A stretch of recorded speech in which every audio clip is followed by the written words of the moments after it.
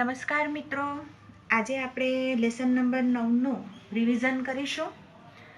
તો પ્રથમ આપણે લેસન આપણું છે મૂળભૂત હક્કો, મૂળભૂત ફરજો અને રાજ્ય નીતિના માર્ગદર્શક સિદ્ધાંતો. તો પ્રથમ તો માનવ હક્કો. તો માનવ હક એટલે શું?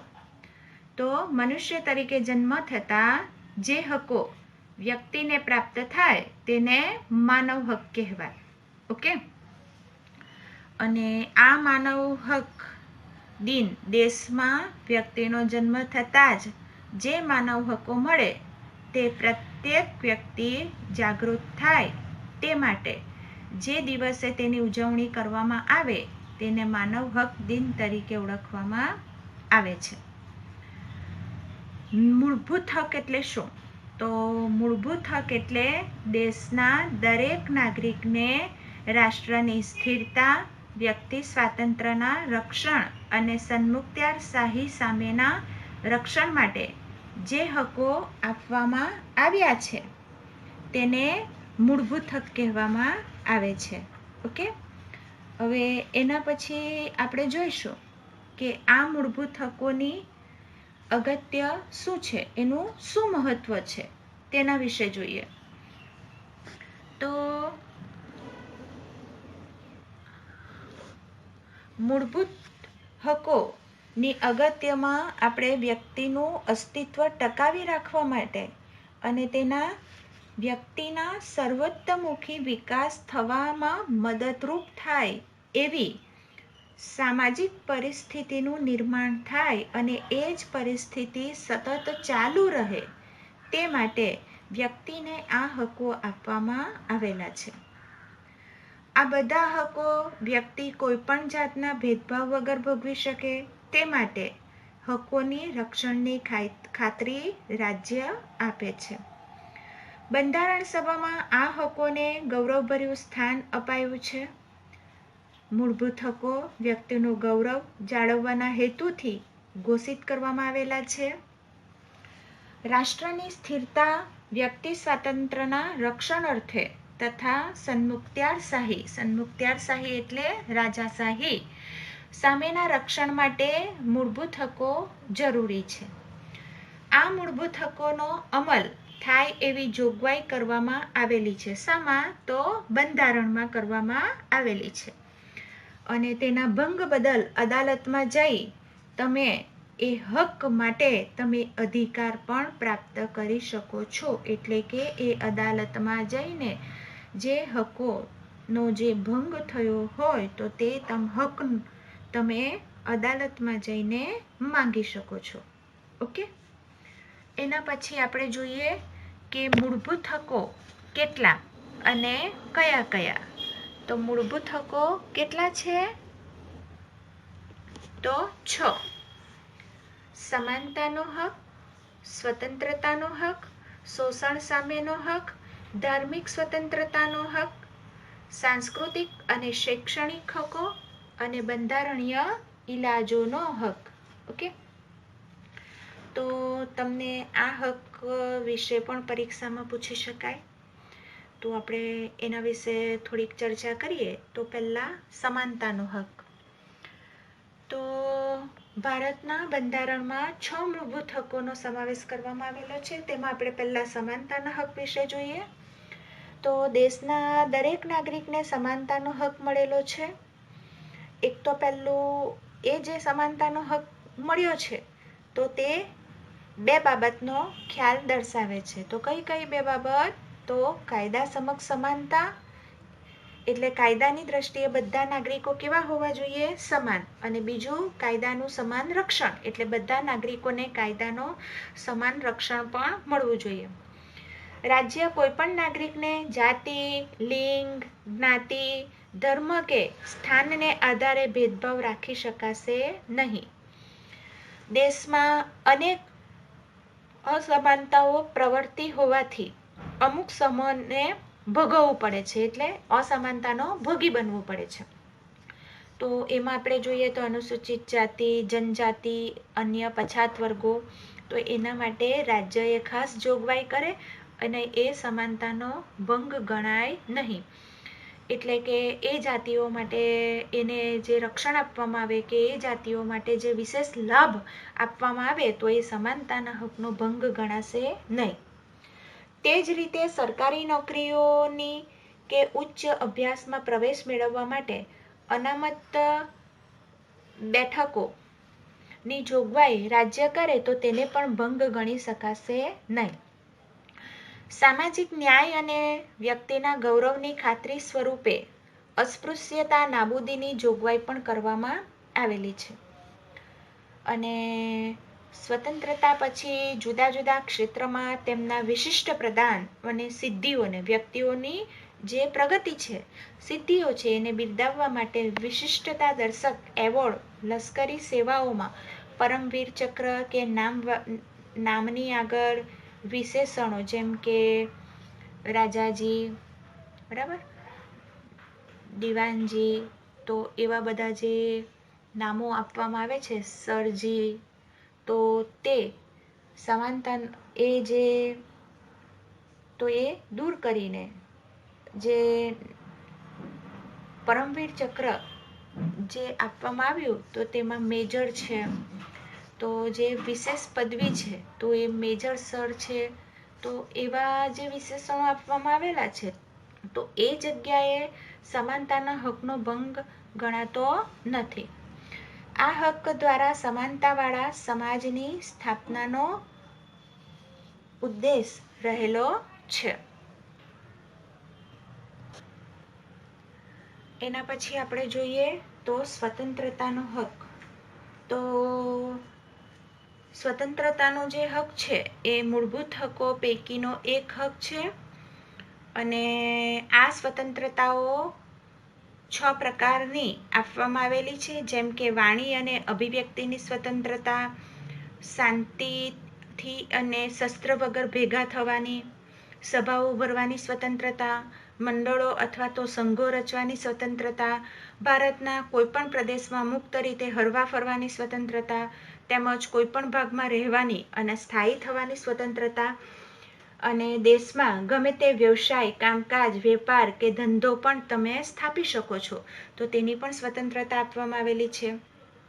રાજ્ય સમાજના વ્યાપક હિત માટે તે ઉપરાંત જાહેર જગ્યા પર શાંતિ અને સલામતી માટે પણ આ સ્વતંત્રતાઓ પર વ્યાજબી નિયંત્રણો અને મર્યાદાઓ મૂકવામાં આવેલી છે. અને કઈ સ્વતંત્રતાઓ કઈ મર્યાદાઓમાં રહીને ભોગવવાની છે તો તેના વિશે પણ બંધારણની અંદર દર્શાવવામાં આવેલું છે. આ બધી જ મર્યાદાઓ વ્યાજબી છે કે નહીં તે ન્યાયતંત્ર નક્કી કરે છે. અને બંધારણ પ્રમાણે 14 વર્ષથી નાની વયના બાળકોને મફત અને ફરજિયાત શિક્ષણ, પ્રાથમિક શિક્ષણ મળી રહે તે પણ અધિકાર આપવામાં આવેલો છે. કોઈપણ વ્યક્તિને એના જીવન અને અંગત સ્વતંત્રથી અલગ કરી શકાશે નહીં. અને કોઈપણ ધરપકડ કરાયેલ વ્યક્તિને કોઈ અન્ય કારણોસર કસ્ટડીમાં રાખી શકાશે નહીં. ધરપકડ કરાયેલી વ્યક્તિ બચાવ માટે વ્યક્તિની સલાહ લઈ અદાલતમાં પણ જઈ શકે છે અને 24 કલાકમાં એને મેજિસ્ટ્રેટ સમક્ષ રજૂ પણ કરવો પડે છે. તે ઉપરાંત પ્રતિબંધિત અટકાયત ધારા હેઠળ વ્યક્તિને ધરપકડ થઈ હોય તો 3 માસ કરતાં વધુ સમય એનો અટકાયત કરી શકાશે નહીં, પરંતુ રાજ્ય તેમાં આપણે ફેરફાર કરી શકે છે. અને આ ધારાનો હેતુ રાજ્ય, સમાજ કે કોઈપણ વ્યક્તિ વિરુદ્ધ ગુનાહિત કૃત્ય કરતા એને અટકાવવાનો છે. ઓકે.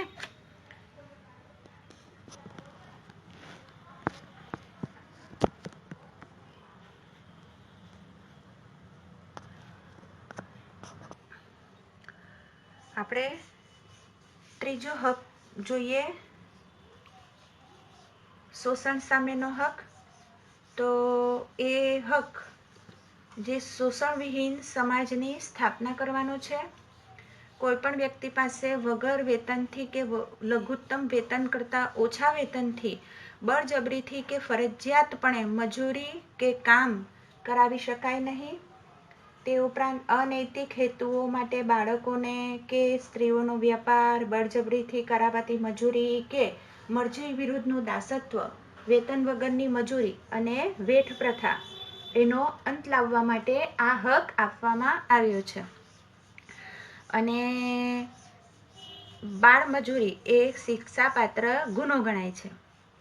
14 વર્ષથી નાની વયના બાળકોને કોઈપણ કારખાના, ખાણમાં કે જોખમી વ્યવસાયમાં, બાંધકામમાં, ગેરેજ, હોટલ કે લારી ગલ્લા, ઘર નોકર તરીકે કોઈપણ કામમાં રોકી શકાશે નહીં. બાળમજૂરી કાયદા હેઠળ એ શિક્ષાપાત્ર ગુનો ગણાશે. અને રાજ્યને જાહેર હેતુ માટે લશ્કરી સેવાઓ કે રાષ્ટ્રીય ફરજો, સમાજ સેવાના કોઈપણ ક્ષેત્રમાં ધર્મ, જાતિ, લિંગ, જ્ઞાતિ, વર્ગનો કોઈપણ ભેદભાવ વગર ફરજિયાત રીતે વ્યક્તિ પાસે સેવા લઈ શકે છે. અને આ સેવા વેતન વગર કે વેતન સાથેની પણ હોઈ શકે. તો એ શોષણ કહેવાશે નહીં. ઓકે. એના પછી આપણે જોઈશું ધાર્મિક સ્વતંત્રતાનો હક.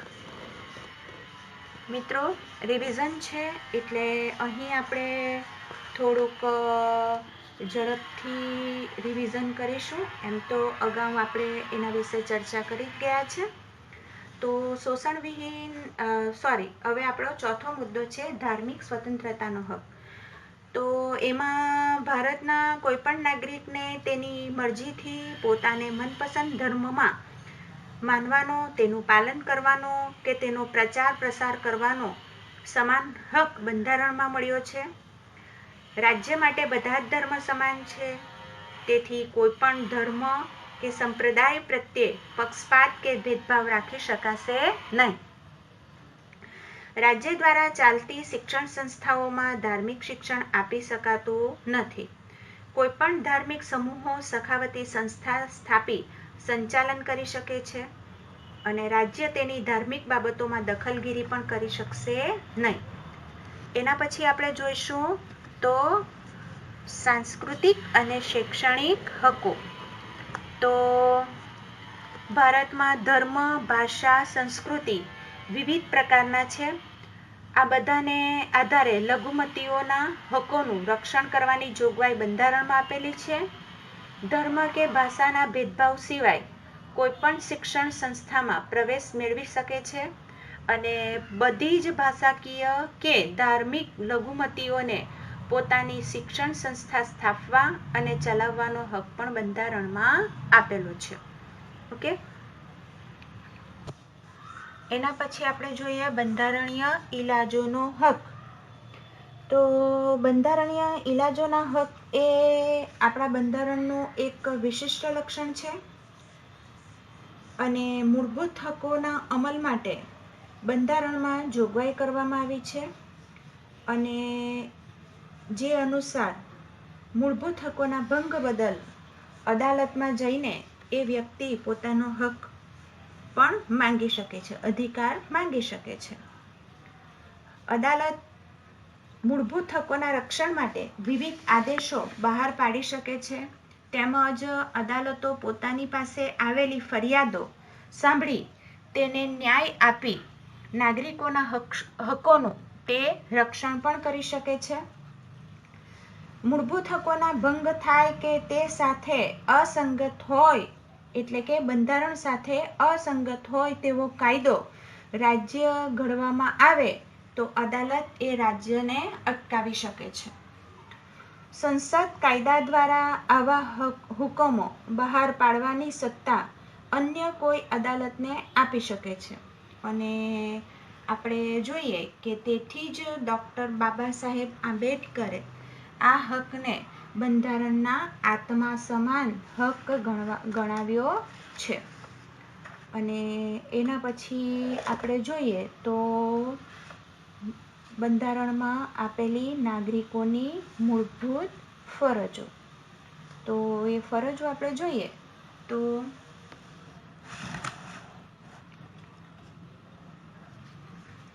તો બંધારણમાં જે મૂળભૂત ફરજો આપેલી છે, તો ભારતના બંધારણમાં નાગરિકોને મૂળભૂત હકોની સાથે મૂળભૂત ફરજોનો 1976માં બંધારણમાં સુધારા દ્વારા સમાવેશ થયો છે. હક અને ફરજ બંને કેવા છે? સિક્કાની બે બાજુ છે, કે તમે તમારો જે હક માંગી શકો છો તેની સામે તમારી પણ દેશ માટે કે રાજ્ય માટે કોઈક વિશેષ ફરજ છે. મૂળભૂત ફરજોનો ઉદ્દેશ દેશપ્રેમ, રાષ્ટ્રીય ભાવના, કેટલાક ઉચ્ચ આદર્શ અને મૂલ્ય પ્રત્યે નાગરિકોમાં જાગૃતિ લાવી રાષ્ટ્રનો વિકાસ સાધવાનો છે. દરેક નાગરિક દેશની એકતા, અખંડિતતા અને સાર્વભૌમત્વના રક્ષણમાં પોતાનો ફાળો આપે, તો એટલા માટે જ આ ફરજો આપવામાં આવેલી છે. પહેલી ફરજ તો બંધારણ એનું પાલન કરવું, તેની સાથે રાષ્ટ્રગીત, રાષ્ટ્રધ્વજનો આદર કરવો, સ્વાતંત્ર્ય સંગ્રામના વિચારો અને આદર્શોનો પણ આદર કરવો, ત્યારબાદ ભારતના સાર્વભૌમત્વ, એકતા અને અખંડિતતાનું સમર્થન કરવું અને તેનું રક્ષણ કરવું.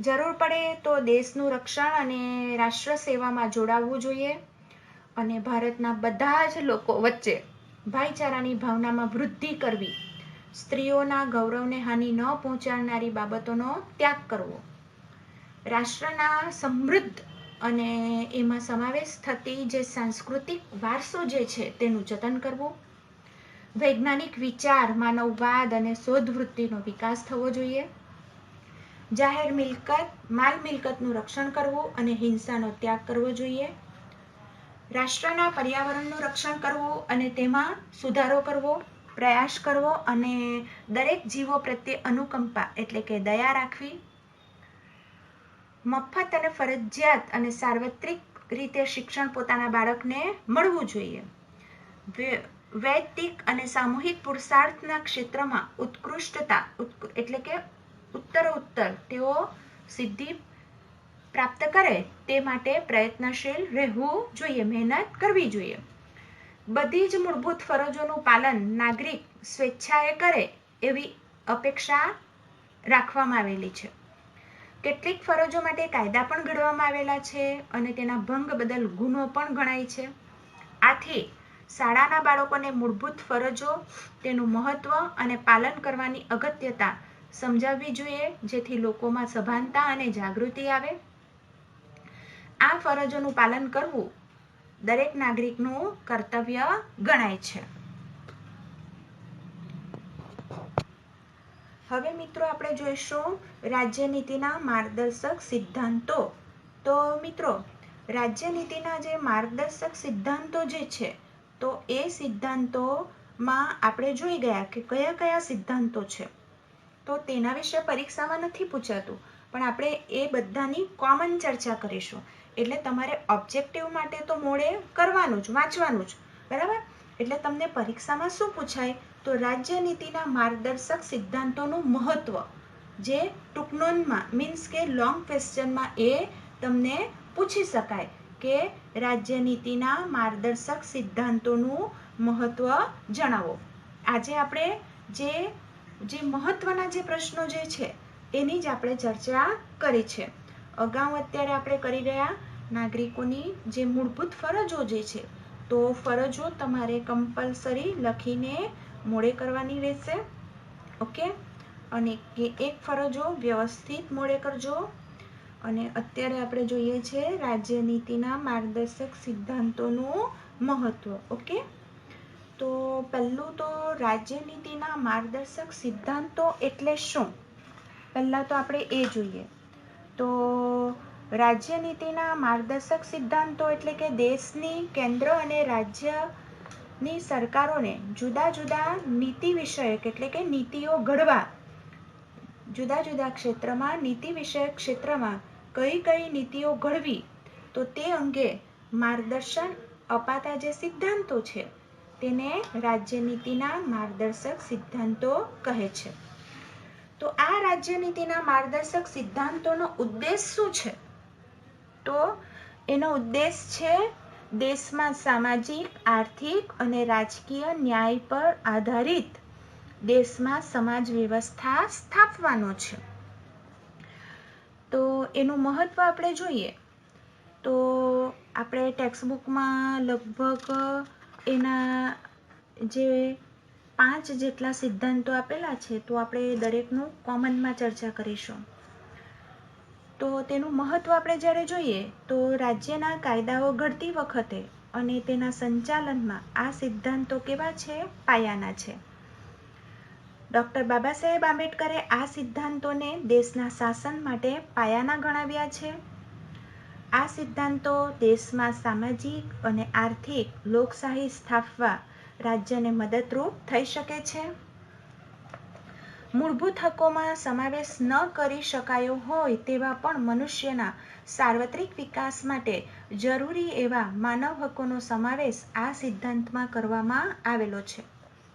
જેમ કે દરેક વ્યક્તિને કામ કરવાનો હક, સરખા કામ માટે સરખું વેતન મેળવવાનો હક, જીવન નિર્વાહ માટે અગત્યના સાધનો મેળવવાનો હક અને 14 વર્ષથી નાના બાળકોને મફત અને ફરજિયાત શિક્ષણ મળી રહે તે હક. તે ઉપરાંત રાજ્યમાં જે સંપત્તિ છે, જે ઉત્પાદનો છે, એ ઉત્પાદનના સાધનોની વહેંચણી પણ કેવી થવી જોઈએ? એક સરખી થવી જોઈએ. એટલે કે એની જવાબદારી કોના હાથમાં હોવી જોઈએ? કેન્દ્ર સરકારના હાથમાં હોવી જોઈએ. જેથી એ દરેક વસ્તુ સંપત્તિની વહેંચણી એક સરખી થઈ શકે અને એ દરેક સંપત્તિ જે છે તેને ટકાવી રાખવા માટે નીતિઓ ઘડી તેનો ચોક્કસ રીતે અમલ કરવાની જવાબદારી કેન્દ્ર સરકારના માથે છે. એટલે એ અમલ કરાવવો જોઈએ. સર્વના કલ્યાણ માટે સમાજના ભૌતિક સંસાધનોની યોગ્ય રીતે વહેંચણી થવી જોઈએ. તે ઉપરાંત કુમળી વયના જે બાળકો છે એ બાળકોને જોખમી વ્યવસાયમાં કામ કરતા અટકાવવા જોઈએ. સાથે દારૂ, નશો કરે એવા આરોગ્યને નુકસાન કરતા જે નશીલા પદાર્થો છે તો એ પદાર્થો ઉપર નિયંત્રણ મૂકવું જોઈએ. તે ઉપરાંત જે દુધાળા પ્રાણીઓ જે છે જેની જે કતલ થાય છે, બરાબર, તો તે કતલ થતી પણ અટકાવવી જોઈએ. દેશમાં આપણો ભારત દેશ કૃષિ પ્રધાન દેશ છે, તો દેશમાં ખેતી, પશુપાલન, ગૃહ અને કુટીર ઉદ્યોગોને પ્રોત્સાહન મળવું જોઈએ. તે ઉપરાંત આપણા ભારતનો જે સાંસ્કૃતિક વારસો છે, જે ઐતિહાસિક અને રાષ્ટ્રીય સ્મારકો જે છે તેનું આપણે રક્ષણ કરવું જોઈએ. દેશમાં જંગલો, વન્યજીવ, પર્યાવરણ વગેરેનું રક્ષણ કરવા જરૂરી પગલાં પણ ભરવા જોઈએ. દેશના નબળા વર્ગોના શૈક્ષણિક અને આર્થિક હિતોનું રક્ષણ પણ કરવું જોઈએ. સાથે સાથે દેશમાં સમાન નાગરિકો ધારો ઘડી તેનો અમલ કરવો જોઈએ. દેશ વચ્ચે જે ન્યાયી સંબંધો સ્થપાવવા જોઈએ. સાથે સાથે આંતરરાષ્ટ્રીય એટલે કે વિશ્વના જુદા જુદા દેશો સાથે આપણે શાંતિ અને સલામતી જાળવવાનો પ્રયત્ન પણ કરવો જોઈએ. અને રાજ્યનીતિના માર્ગદર્શક સિદ્ધાંતો દ્વારા ભારત એક કલ્યાણકારી રાજ્ય બને એવી ભાવના વ્યક્ત કરવામાં આવી છે. અને આ સિદ્ધાંતોનું પાલન કે ભંગ બદલ અદાલતમાં જઈ શકાતું નથી. અને આ સિદ્ધાંતો દેશમાં પાયાના અને મહત્વના છે. એટલે કે મિત્રો, હક અને ફરજો માટે તમે અદાલતમાં જઈ શકો છો, પરંતુ સિદ્ધાંતો માટે તમે જઈ શકતા નથી. કારણ કે રાજ્યનીતિના માર્ગદર્શક સિદ્ધાંતો તો માત્ર ને માત્ર તમને કેન્દ્ર અને રાજ્ય સરકાર એની જે નીતિઓ સ્થાપવાની છે, જે કાર્ય કરવાનું છે, એ કાર્ય કરવા માટે એક રાહ બતાવનાર છે, એક દિશા સૂચક છે, એક માર્ગદર્શક છે. એટલે તમે કોઈ પણ કાયદો ઘડો છો, કોઈ પણ નીતિઓ ઘડો છો, તો ત્યારે તમારે રાજ્યનીતિના માર્ગદર્શક સિદ્ધાંતોનો ચોક્કસ અને વ્યવસ્થિત એનો અભ્યાસ કર્યા બાદ તમારે એને અમલમાં મૂકવાનો હોય છે. જેથી કોઈ વ્યક્તિ, કોઈ નાગરિકનો હક ભંગ થાય નહીં. અન્ય કોઈ સમાજ નબળા વર્ગોને કોઈ પણ પ્રકારનું નુકસાન થતું અટકે એટલા માટે રાજ્યનીતિના માર્ગદર્શકના સિદ્ધાંતોનો આપણે અભ્યાસ કરવાનો છે. સાથે સાથે મૂળભૂત ફરજ દિનની ઉજવણી ક્યારે કરવામાં આવે છે? તો 6 જાન્યુઆરી. મિત્રો યાદ રાખજો, મૂળભૂત ફરજ દિન એની ઉજવણી ક્યારે થાય છે? તો 6 જાન્યુઆરીએ થાય છે. ત્યાર પછી આપણે જોઈએ તો માનવ હક દિન. તો માનવ હક દિનની ઉજવણી આપણે ક્યારે કરીએ છીએ? તો 10મી ડિસેમ્બર. ઓકે, તો એ તારીખો તમારે ધ્યાનથી એને વાંચવાની છે. અને સાથે સાથે ટેક્સ્ટ બુકમાં જે આપણે જ્યારે લેસન શીખેલા, તો ત્યારે જે તમને નીચે અંડરલાઈન કરાવેલી, લીટી દોરાવેલી, તો એ લીટી જે દોરાવેલી છે તો તેનો ધ્યાનપૂર્વક તમારે અભ્યાસ કરવાનો રહેશે, જે તમને ઓબ્જેક્ટિવ માટે ખૂબ જ ઉપયોગી રહેશે. ઓકે, તો આ સાથે મિત્રો હું આજનો લેક્ચર અહીં સમાપ્ત કરું છું. અને આજે જે આપણે મહત્ત્વના જે પ્રશ્નો કર્યા, જે ચર્ચા કરી, એનું ધ્યાનપૂર્વક તમારે વાંચન પણ કરવાનું છે અને રાઇટિંગ પ્રેક્ટિસ પણ કરવાની છે. પહેલું તો આપણે માનવ હકો, પછી મૂળભૂત હકો, પછી જે આપણને હકો આપવામાં આવેલા છે તે, ત્યાર પછી બધા જ હકોનો આપણે ટૂંકમાં અભ્યાસ કર્યો. ઓકે, અને ત્યાર પછી મૂળભૂત ફરજો. તો મૂળભૂત ફરજો તો તમારે કમ્પલસરી લખીને મોડે કરવાની છે. અને લાસ્ટમાં આપણે જોયું તો રાજ્યનીતિના માર્ગદર્શક સિદ્ધાંતોનું મહત્ત્વ. ઓકે, તો આપણે જે પ્રશ્નોની ચર્ચા કરી એ જ પ્રશ્નો વ્યવસ્થિત તમારે અભ્યાસ કરવાના રહેશે. ઓકે મિત્રો, તો ઘરે રહેજો, સ્વસ્થ રહેજો. ફરી આપણે નવા બીજા રિવિઝન લેક્ચર સાથે ફરી પાછા મળીશું. All the best.